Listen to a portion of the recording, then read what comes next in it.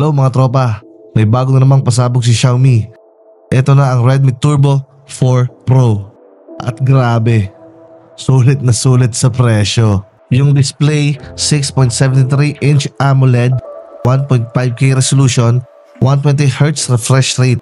Tapos may Dolby Vision at HDR10+. Ang linaw at ang smooth ng galawan. Kahit sa ilalim ng araw, kita lahat.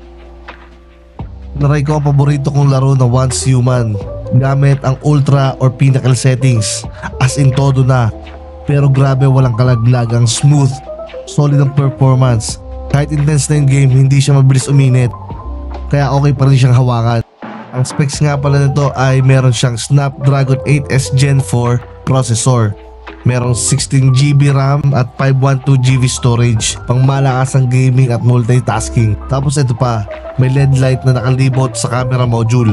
Pwede mong iba-ibahin yung kulay, kaya ang astig tignan lalo na sa gabi o kung trip mo na may konting RGB vibe. Yung camera, malinaw sa panlasa ko. Hindi siya yung tipong blurred o sabog. May details pa rin kahit sa madilim na area. Goods na goods, wala akong problema. Kaya okay na okay siya for everyday shots. Tinry ko din ang Antutu benchmark na 1,722,153 score sa Antutu benchmark. That's flagship level performance, pero nasa mid-range price point pa rin ang solid.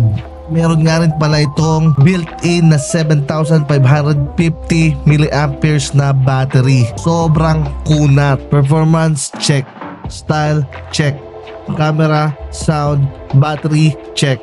Lahat for me. Redmi Turbo 4 Pro is sulit talaga to the max. Like and follow for more legit reviews and comment mo kung ito na ang next phone mo. Hello Tiki out.